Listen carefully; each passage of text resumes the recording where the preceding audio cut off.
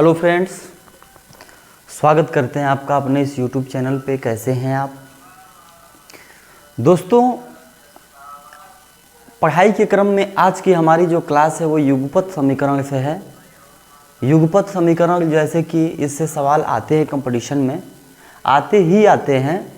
युगपत समीकरण ऐसा चैप्टर है जिसके सवाल बहुत आसान होते हैं और आपको फ्री के नंबर दे जाते हैं, है ना। तो युगपत समीकरण हम लोग बिल्कुल बेसिक से पढ़ेंगे, एकदम शुरू से पढ़ेंगे। युगपत समीकरण में 4-5 भाग में हम लोग इसका क्लास ख़त्म करेंगे, कम से कम 5 क्लास में। तो उन 5 क्लास में हम कई चीज़ें आपके साथ शेयर करेंगे जो कि बहुत ही ज़रूरी है।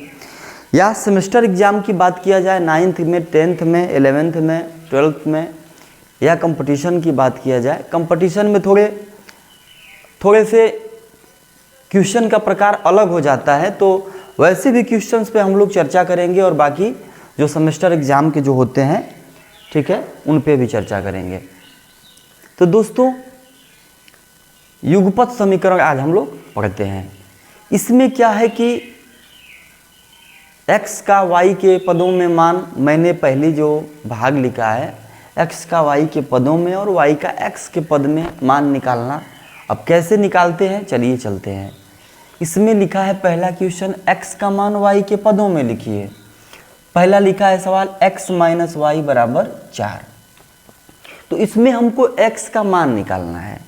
तो x का मान निकालेंगे, y के पद में निकालना है, क्योंकि जो मान निकलेगा उसमें y वाला जरूर होगा। तो जैसे यहाँ से बात करूँ दोस्तों, मैं x माइनस वाई बराबर 4 लिखा है, तो x का मान निकालना है। तो x का मान निकालना है तो इसको हम किनारे रखेंगे, एक साइड, इसी का मान निकालना है। इधर देखिए बराबर के राइट हैंड पे 4 है, ये y माइनस में x के साथ था, 4 के साथ इधर आएगा तो प्लस में y हो जाएगा। तो यही इसका x का y के पद में मान हो गया दोस्तों, x बराबर 4 प्लस y। ऐसे ही इसको अगर निकाला जाए तो यहाँ पे लिखा है 2x प्लस 4y बराबर 6। तो 2x बराबर अगर देखा जाए, हमें x से मतलब है, पहले इनको इधर लेके जाते हैं। तो 6 minus 4y plus 4y 2x के साथ था। देखिए कोई भी चीज़ युगपत समीकरण में, ये चीज़ तो सबको आनी चाहिए कि कोई भी चीज़ हो जो इक्वल होता है, बराबर का चिन्ह होता है, बराबर अगर दाहिने साइड से बराबर के बाएं आती है तो अपने चिन्ह को बदलती है, अपोजिट चिन्ह में जाती है। जैसे कोई चीज़ गुणा में होगी तो भाग में जाएगी, जोड़ में होगी तो घटाने में जाएगी, भिन्न में होगी तो x बटे y होगी तो y बटे x हो जाएगी, उल्टा होगा, है ना। तो प्लस 4y 2x के साथ में था, ये 4y इधर आएगा तो माइनस 4y हो जाएगा। यहाँ से x का मान निकालेंगे तो यहाँ लिखा है 6 माइनस 4y। अब दो का x में गुणा है तो इधर आएगा तो क्या हो जाएगा, आप कहेंगे कि भाग हो जाएगा। इसको अगर और आप लोग हल करेंगे थोड़ा सा, तो यहाँ से आप देख रहे हैं x का मान, अगर यहाँ से हम 2 कॉमन ले लें ऊपर तो बचेगा 2 तिहाई 6 3 माइनस 2 दूनी 4 2y। अब बटे नीचे क्या है, 2 है, तो इस 2 से 2 को क्या कर दिया हमने, कैंसिल कर दिया। तो x का मान कितना निकला, 3 माइनस 2y। तो ये दोस्तों इसका x का मान निकला y के पद में। देखिए आंसर में y है, y के पद में, ऐसे ही y का मान हम लोग x के पद में भी निकालेंगे। तो आइए यहाँ देखते हैं, यहाँ लिखा है 1/3x प्लस y बराबर 2 है, प्लस y बराबर 2 है। तो x का मान निकालना, लिखेंगे 1/3x बराबर, चूँकि ये इसके साथ गुणा में तो इसको पहले रहने देते हैं। सबसे पहले जो इधर की चीज़ें इनको हम लोग इधर ट्रांसफ़र करेंगे, ऐसा नहीं कि x का मान तुरंत इधर ले जाके गुणा कर देंगे, ठीक है, गलत होगा फिर। तो पहले इसको हटाया तो 2 इधर पहले से था, ये y इसके साथ प्लस में था, इधर आएगा तो माइनस में हो जाएगा। तो 1/3x 2 माइनस y बचा, है ना। तो x का मान इधर देखेंगे आप, x के साथ ये गुणा, ये भाग में था, इधर जाएगा तो क्या हो जाएगा, गुणा में हो जाएगा। तो गुणा में होगा तो सिर्फ एक में नहीं होगा, दोनों में होगा। इसकी इधर सबके साथ की मतलब क्या हो जाएगा, गुणा में हो जाएगा, गुणा में हो जाएगा। इधर भाग में था, इधर गुणा में हो जाएगा। तो x का मान गुणा कर लीजिए, 3 दूना 6 माइनस 3y। तो ये रहा x का मान y के पदों में, ठीक है। ऐसे ही हम लोग y का मान x के पद में निकालते हैं। y का मान जब x के पद में निकालेंगे, इसका मतलब है y का मान निकालना है। तो आप देखिएंगे दोस्तों, अगर यहाँ से y का मान निकालते हैं तो देखिए, या तो हम माइनस वाई बराबर इधर कर दें तो 5x को इधर लेके आएंगे, है ना। तो 9 यहाँ पहले से है, 5x इधर आएगा तो माइनस 5x। तो y बराबर, अब माइनस से अगर हम सब में गुणा कर दें, चूँकि माइनस वाई आ रहा है, y का मान निकालना है तो इसको हम लोग धनात्मक में निकालते हैं। तो अगर माइनस से हम सब में गुणा कर देंगे तो ये माइनस माइनस प्लस हो जाएगा। जब ये प्लस हो जाएगा तो ये वाला माइनस प्लस हो जाएगा, तो प्लस पहले लिखते हैं, और ये वाला माइनस हो जाएगा, -9। देखिए y का मान निकला x के पद में। यही चीज़ दोस्तों ऐसे भी आप कर सकते हैं। देखिए ये माइनस वाई है, इधर लेके आइए। जब माइनस वाई को बराबर के इधर लेके आएंगे तो क्या हो जाएगा, आप कहेंगे प्लस हो जाएगा, y हो जाएगा। प्लस इसके आगे लिखिए चाहे न लिखें। तो जब हम माइनस वाई को इधर लेके आए तो y हो गया। इधर पहले से 5x है, ये 9 इधर आएगा, जब y को तो इधर भेज दिया हमने, 9 इधर आएगा तो माइनस में हो जाएगा, -9। तो देखिए यही चीज़ें ऐसे भी आई, वही चीज़ ऐसे भी आई। यहाँ पे देखते हैं x के पद में मान निकालना है y का, तो y का मान निकालेंगे। यहाँ से आप फिर देख रहे हैं 2y को किधर लेके आएंगे, इधर लेके आएंगे। तो 2y को इधर लेके आएंगे तो 2y हो गया। ये 6x पहले से है, 10 इधर आएगा तो -10 हो जाएगा। सही है यहाँ तक। अब क्या करेंगे, देखिए y का मान निकालना है तो y बराबर, ये 6x - 10 है, 6x - 10। इसके साथ y के साथ 2 गुणा में था, इनके साथ आएगा तो भाग में आ जाएगा। मैंने क्या किया, देखिए चाहे 2y बराबर इतना लिख सकते हैं, चाहे इतना बराबर 2y लिख सकते हैं। इसको राइट से इधर कर दिया चलेगा, लेकिन जब इसके साथ कोई चीज़ आएगी, इसके साथ कोई आएगी, तब हम चिन्ह को चेंज करेंगे।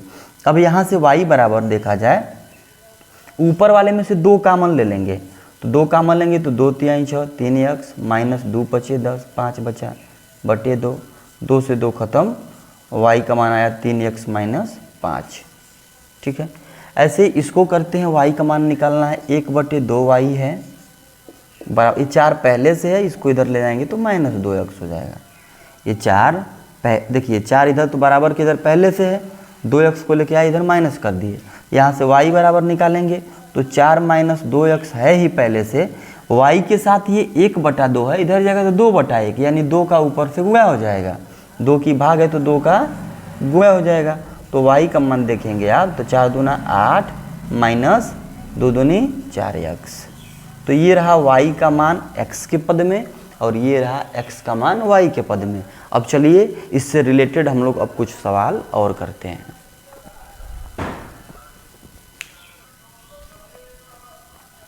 आइए दोस्तों देखते हैं ये तीसरा क्वेश्चन में हमने क्या लिखा है। युगपत समीकरण का एक बहुत ही महत्वपूर्ण टॉपिक है, जो कि सारणी विधि से हमको x और y का मान निकालना होता है।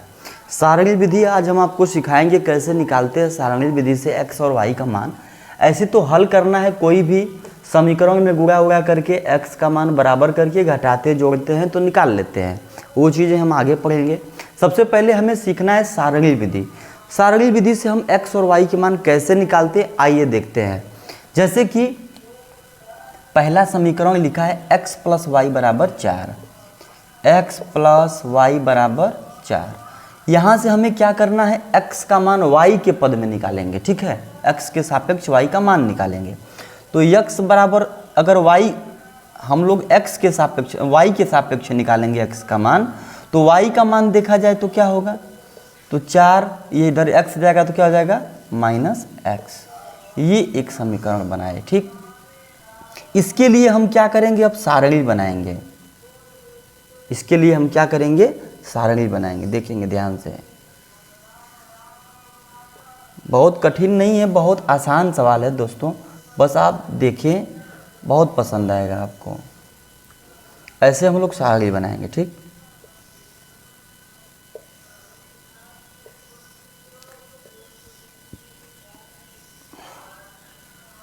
जैसी ज़रूरत होगी उतनी बड़ी हम लोग सारणी बना लेंगे, और हम लोग बढ़ा लेते हैं।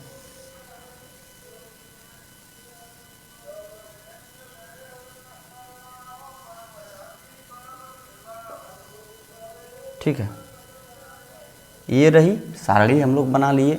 इसमें अब क्या करना है, देखिए एक में लिखेंगे x और एक में लिखेंगे y, एक में लिखेंगे x और एक में लिखेंगे y। अब x का मान हम कुछ भी यहाँ से रखते चलेंगे। जैसे अगर मैं x के जगह पे 1 रख दूँ, यहाँ पे x का मान मैं 1 रख दूँ तो y का मान क्या आएगा, आप कहेंगे कि y का मान 4 में से 1 जाएगा तो 3 बचेगा। अगर x के जगह पे हम 1 रखेंगे तो 4 में से 1 गया तो y का मान 3 निकल के आया। x के जगह पे अगर हम 2 रख दें तो 4 में से 2 गया तो 2 बचेगा, यानी y का मान तब कितना आ जाएगा, 2 आएगा। x के जगह पे अगर हम 3 रखें, यहाँ पे 3 रखें तो 4 में से 3 जाएगा तो y का मान कितना, 1 आएगा। समझ पा रहे हैं आप। ऐसे ही x का मान अगर हम 4 रखें दोस्तों, तो 4 रखते हैं तो x का मान अगर हम 4 रखते हैं तो 4 में से 4 गया तो y का मान 0 हो जाएगा। अगर हम 5 रख दें तो 4 में से 5 गया, -1 बचेगा, यानी y का मान -1 बचेगा। देखेंगे आप 5 तक लेके आए, रहने देते हैं। 5 के बाद अब हम लोग माइनस की संख्याओं को भी लेते हैं, ठीक, 0 को भी लेते हैं। अगर x का मान हम लोग 0 रख दें तो 4 में से 0 गया, आप कहेंगे 4 ही बचेगा। x का मान -1 रख दें, -1, समझिएगा, x का मान -1 रख दें तो माइनस माइनस मिल के क्या हो जाएगा, प्लस हो जाएगा, यानी 4 + 1 मिल के 5 हो जाएगा। -1 रखेंगे तो 5, -2 रखेंगे तो माइनस माइनस प्लस, 4 2 6, -2 रखेंगे तो 6, -3 रखेंगे तो 4 3 7,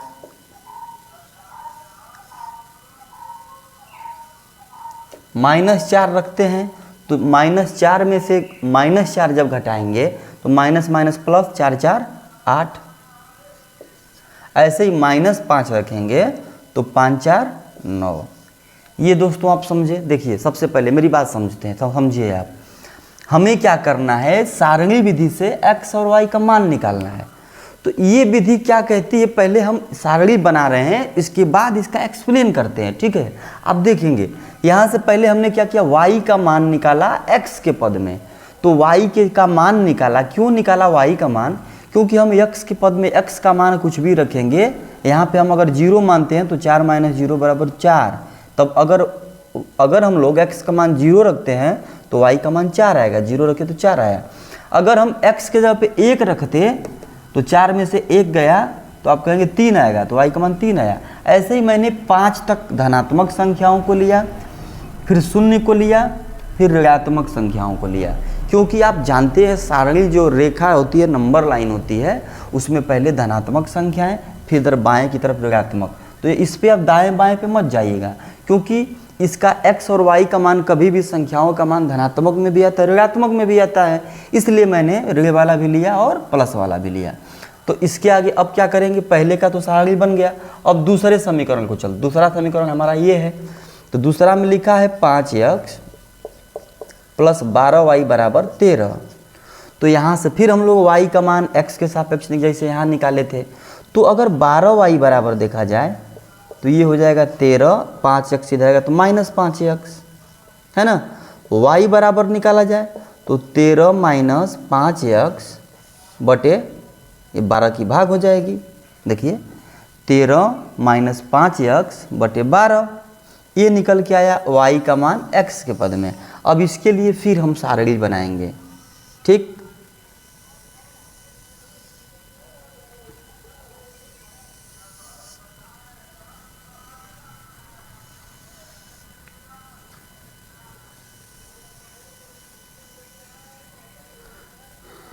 एक होगा x और एक होगा y।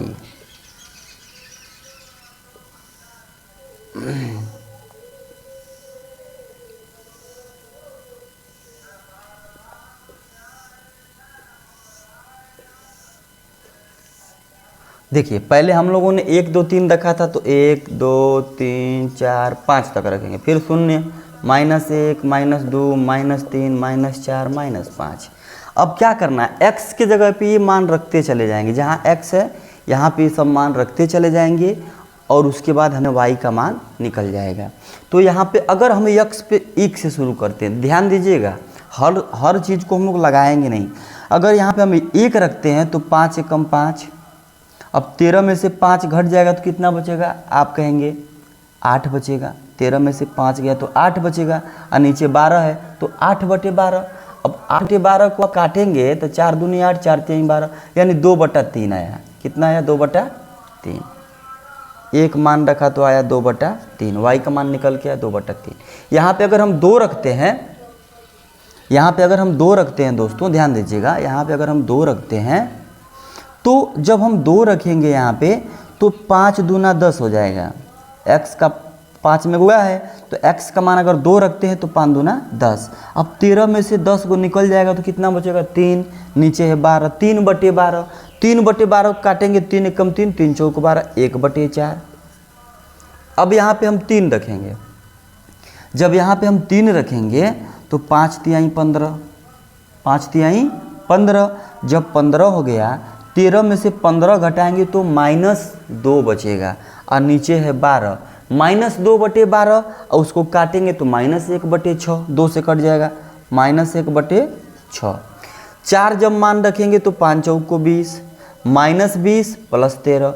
अब 20 में से 13 जाएगा तो -7, -7 बटे नीचे 12, कटेगा नहीं तो लिख देंगे -7/12। अब 5 मान रखेंगे, जब 5 रखेंगे तो 5 × 5 = 25, 5 × 5 = 25। अब 13 में से -25 जाएगा तो बचा -12। 13 में से -25 जब घटेगा, जब x का मान 5 रखेंगे तो 5 × 5 = 25। अब 13 में से -25 जाएगा तो -12, -12/12, 12 से 12 कैंसिल, ऊपर माइनस तो -1। अगर अब हम 0 रखेंगे, 0 रखें, देखिए दोस्तों यहीं से हमें मान निकल के आया। चलिए आगे और हम रखते जाते हैं, फिर हम बताते हैं। 5 का मान 0 रखेंगे तो 5 का 0 में गुणा होगा 0 हो जाएगा, 13/12 बचेगा, 13/12। -1 रखेंगे तो माइनस है, -5, 5 में -1 का गुणा होगा तो ये +5 हो जाएगा, होगा ना, ये +5 हो जाएगा। जब +5 हो जाएगा तो 13 × 5 = 18/12, 18/12 मतलब 36 18, 6 दूनी 12, 3/2। -2 रखेंगे तो 5 दूना 10, ये प्लस माइनस वाला कर देगा, 10 और 13 23/12। -3 रखेंगे तो 5 × 3 = 15, + 15 13, 13 दूना 26, 2 28/12, 28/12 का मतलब 4 × 7 = 28, 4 × 3 = 12, 7/3। ऐसे दोस्तों आप करते चले जाएंगे। अब आप समझिए कि क्यों नहीं है, इस कारण क्या है, सारणीय विधि बनाई गई है। देखिए जब कोई समीकरण बनाया जाता है, चाहे वो कोई समीकरण हो, ठीक है, जैसे कि हमसे जब पूछा जाता है, आप समझिएगा मेरे कॉन्सेप्ट, जब पूछा जाता है कि 2 जग का और 3 गिलास का मूल्य इतना है तो 4 जग का और 5 गिलास का मूल्य बताइए। ऐसे ऐसे जब सवाल आते हैं तो इनको हम समीकरण के द्वारा हल करते हैं, जो कि युगपत समीकरण से हम लोग बनाते हैं। तो वो ऐसी कंडीशन दी होती है कि उसमें हर चीज़ एक दूसरे को फॉलो करेगी। जब आप उसको करेंगे तो वो उसके बराबर बनाया जाएगा। वो समीकरण ऐसे बनाए जाते हैं, ठीक है, ऐसे नहीं कि मनमाना जैसे ना वैसे बनाते हैं। उसी तरह जब ये समीकरण 2 दिए हैं, यहाँ पे हमको x का मान और y का मान निकालना है, तो करना क्या है, पहले समीकरण को हमने क्या किया, x + y से हमने मान निकाला, x + y = 4 लिखा था, तो y का मान हम लोगों ने निकाला तो 4 - x हो गया, इधर आके 4 - x हो गया। अब हमने क्या किया, x की जगह पे मान रखते चले गए और y का मान निकलता चला गया। हम कहते हैं यहाँ x के 1 रखेंगे तो 4 में से 1 गया, y का मान 3 निकल गया, तो 1 रखा 3, 2 रखा, 4 में से 2 गया, 2 बचा, तो y का मान 2 हो गया। ऐसे हम लोग निकाले। अब रूल ये कहता है सारणी विधि का कि पहले हम धनात्मक संख्याओं को 1 से लेंगे, कम से कम 4-5 तक लेते हैं, फिर 0 रखते हैं। हो सकता है कहीं 0 और 4 मान दिया हो, इसमें भी मिल जाए, इसमें भी मिल जाए, तो इसीलिए 0 भी लेते हैं, फिर माइनस की संख्याओं को ले लेते हैं कि इसी में से जो होगा वो आंसर होगा। अब अगर आप दोस्तों देखेंगे, फिर दूसरे समीकरण को मैंने लिया यहाँ पे, यहाँ से भी मैंने y का मान x के पद में निकाल लिया। अब x के जगह पे मान रखते गए y का मान मिल गया। तो इसमें क्या हम लास्ट में देख पा रहे हैं, जब दोनों की सारणी बना लिए दोनों समीकरण की, तो इसमें हम ढूंढेंगे वह कौन सी संख्या है जो दोनों में है। तो यहाँ पे आप देख रहे हैं दोस्तों, ये देख रहे हैं आप, ये 5 -1, यहाँ पे भी x का मान 5, y का मान -1। देखिए x के मतलब ना जो x वाली लाइन है इसका मान 5 जब रखे थे तो y का मान -1 आया था। यहाँ पे भी इस समीकरण में भी x का मान 5 रखे तो y का मान -1 आया था। इसलिए यहाँ x बराबर हो जाएगा 5 और y बराबर हो जाएगा -1। ये है आपका सारणी विधि। ऐसे ही इस सवाल को हम लोग करते हैं, थोड़ी तेजी में करेंगे, आप साथ देंगे मेरा, ठीक है। इसमें आते हैं, अगर यहाँ से y का मान एक खुद दे दिया, y बराबर 5x, क्या है पहला समीकरण, y बराबर 5x, 5x, अरे चाहे 5x बराबर y लिखें चाहे y बराबर 5x। अब यहाँ क्या करेंगे, x का मान रखेंगे, यही तो मैंने बताया, x का मान रखते जाएंगे, ठीक है। x का मान रखेंगे, y का मान नहीं। x के जगह पे अगर हम 1 रखें तो 5 एकम 5, 1 रखेंगे तो y का मान 5, 2 रखेंगे तो 5 दूना 10, 3 रखेंगे तो 3 पचे 15, 4 5 0 देंगे तो 0, अगर माइनस रख देंगे तो -5 हो जाएगा, -2 रखेंगे तो -10 होगा, -3 रखेंगे तो -15 होगा। ऐसे ही -4 भी रख देंगे तो -20 हो जाएगा, -4 रखेंगे तो 5 चौक 20, -20, ठीक है। अब हम लोग दूसरे समीकरण को देखते हैं। दूसरे समीकरण से निकालेंगे, 2x + y बराबर 7 लिखा है, तो y बराबर करेंगे 7 - 2x, 7 - 2x। अब x का मान फिर हम लोग रखेंगे, सारणी बनाएंगे, ठीक है। x का मान बनाएंगे सारणी, x y, x की जगह पे मान रखते जाएंगे तो y का मान निकलता जाएगा। ऐसे हम लोग बना लेते हैं सारणी। हमने क्या बताया, धनात्मक संख्याएं 1 2 3 4 तक ले लीजिए, फिर 0 -1 -2 ऐसे लिख लेंगे, -3 -4, ठीक है। अब आप देखेंगे x की जगह पे हम लोग मान रखेंगे। अगर x का मान हम 1 रख दें तो 2 एकम 2, 7 में से 2 गया तो 5, ये देखिए पहली ही लाइन में मिल गया, 1 5 1 5, ठीक है। यहाँ से x का मान क्या निकल के आया, 1 और y का मान 5, ये आंसर हो गया। ऐसे अगर 2 भी रखते तो 2 दूना 4, 7 में से 4 गया 3, 3 रखते 3 दूना 6, 7 में से 6 गया 1, 4 रखते 4 दूना 8, 7 में से 8 गया -1, है ना।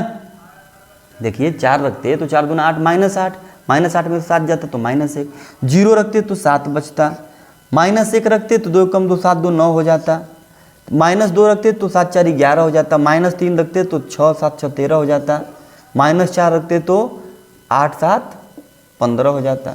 ऐसे हम लोग रखते, मान निकालते और देखते कौन सा मान दोनों में कॉमन है। आप देखेंगे पहली ही लाइन में हमको मान मिल गया 1/5, या अरे 1 और 5, यहाँ पे भी 1 और 5, तो x बराबर 1, देखिए यहाँ पे भी है, y बराबर 5, y बराबर 5।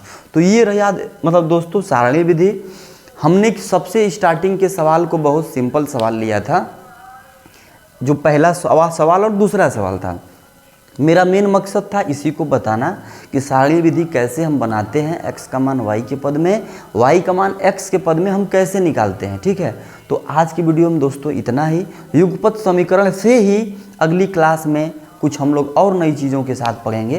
तब तक के लिए जय हिंद दोस्तों।